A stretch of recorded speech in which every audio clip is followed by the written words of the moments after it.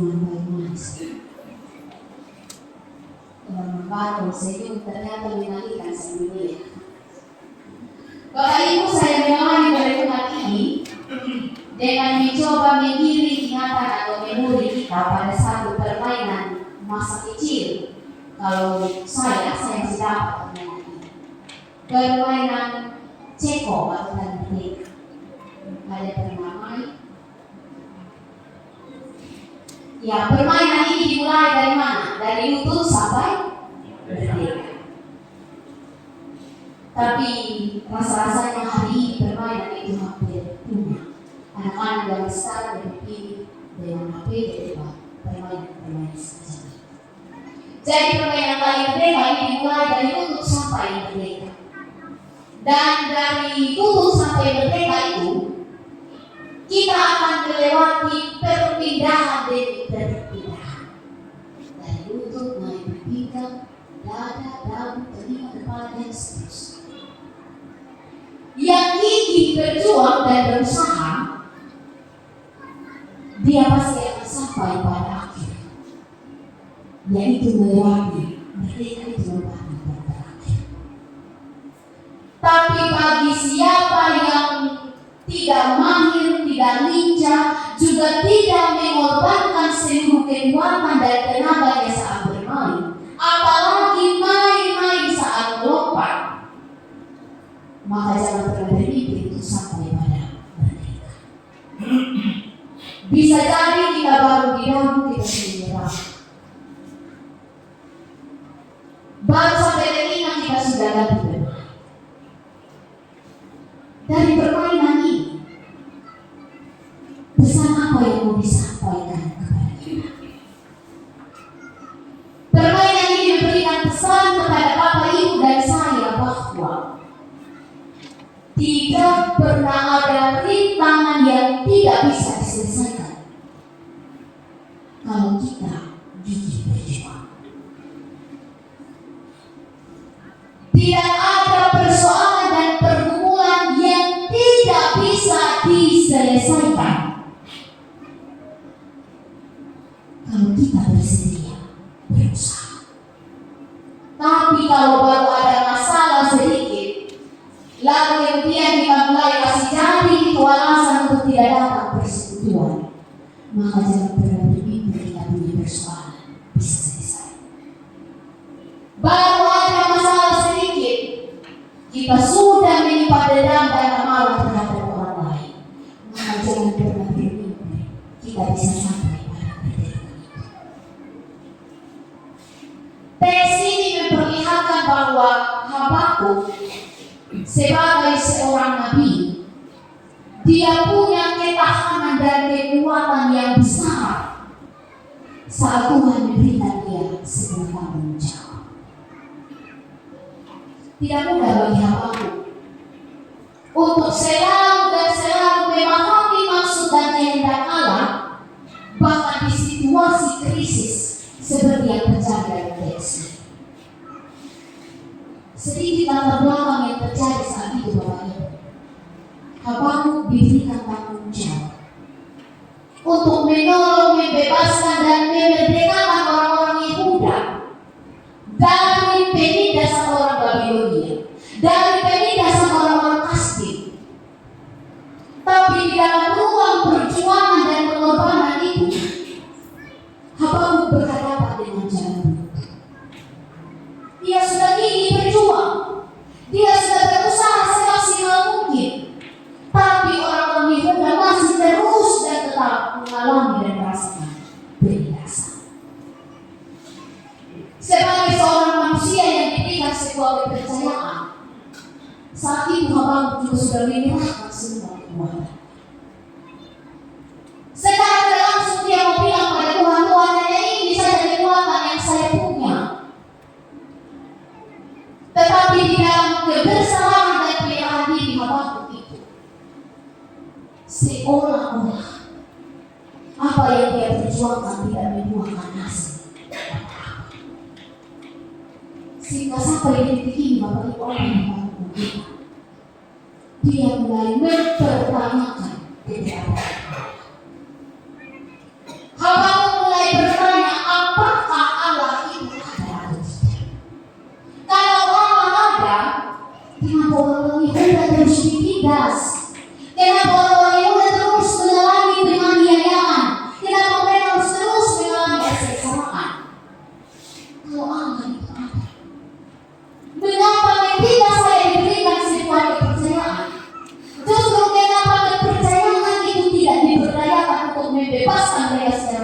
dan tobat dari penderitaan yang kita. Sehingga kalau kita mencerna baik-baik dari sana, ini adalah kalimat bentuk protes apapun. Anakku sepertinya tidak adil. Suruh kita membebaskan bangsa Yehuda, tapi kau seolah tidak berikan kita kebenaran.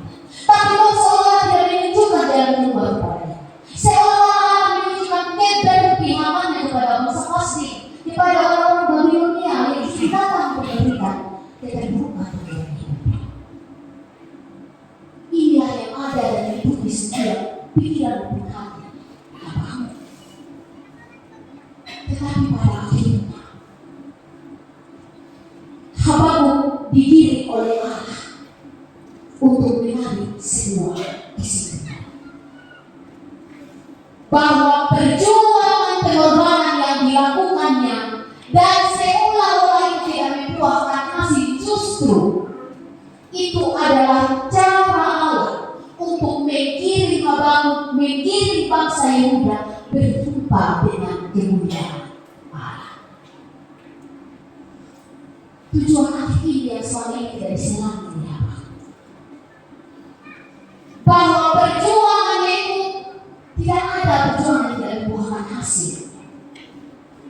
Habakkuk harus terjatuh berkali-kali untuk bisa berjumpa dan bertemu dengan kemuliaan Allah.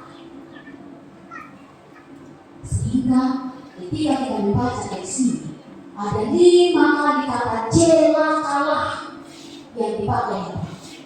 Apa maksudnya? Dia mau menegaskan bahwa Tuhan itu adil. Dalam berbagai situasi Tuhan itu adil.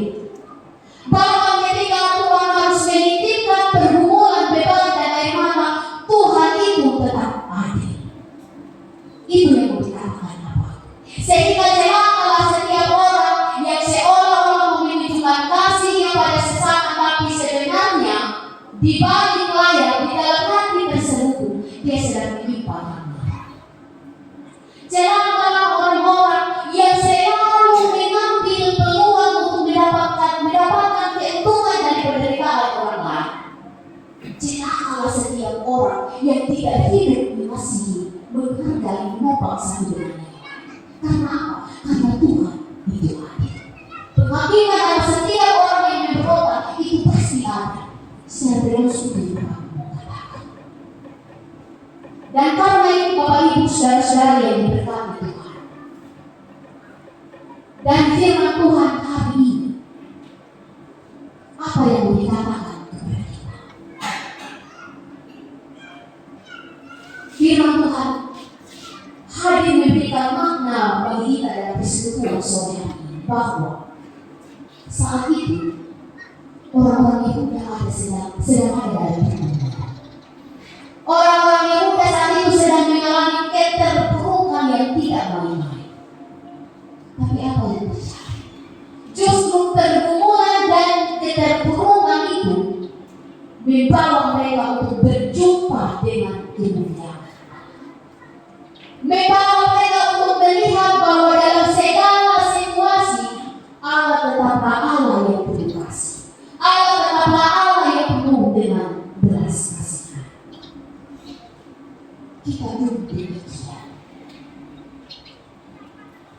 Beratnya pergumulan kita kadang bisa saja membawa kita ada pada satu kesimpulan yang konyol tentang Allah. Kesimpulan konyol semacam apa? Tuhan ada tidak? Tuhan ada, kenapa saya masih berdoa? Kenapa urusan anak-anak tidak habis-habis? Kenapa saya harus mengalami keterpurukan? Pemikiran semacam itu berbicara tentang Allah. Padahal dalam keimanan kita tahu pasti bahwa Allah ada dalam setiap Allah selalu hadir menghampiri kita dalam berbagai keadaan dan kondisi. Sehingga sore hari ini Habakkuk melalui firman Tuhan juga mencoba menggiring kita untuk melihat bahwa pergumulan, beban yang kau pikul di pundak pada akhirnya akan membawa dan menggiring berjumpa dengan kemuliaan Allah. Karena itu ketika kita diberikan kesempatan untuk berjumpa dengan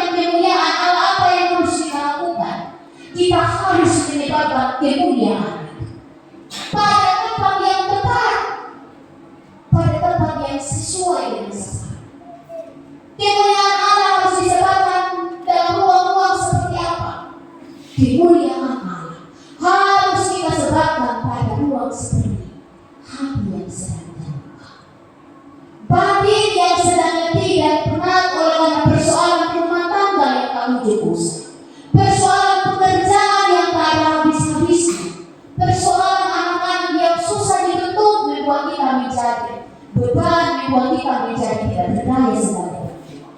Di ruang-ruang semacam itulah kemuliaan Allah harus kita hadirkan. Bapak Ibu, hidup ini ibarat kita sedang bermain ceko seperti sekarang.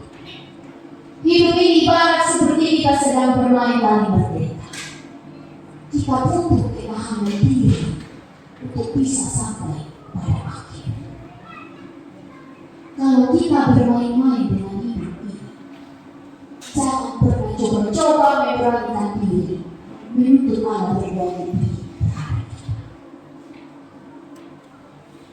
Jangan coba-coba mempertanyakan apakah Allah ada atau tidak, padahal kita tidak pernah sungguh-sungguh menghargai hidup.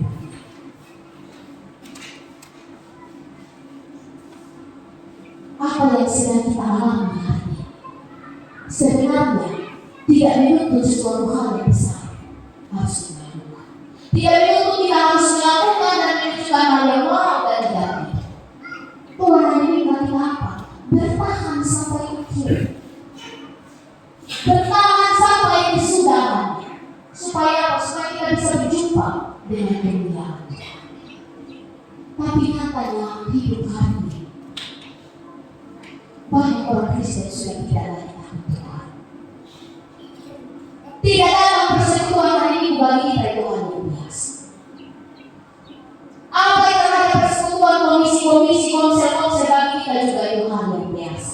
Karena apa? Kita tidak takut Tuhan.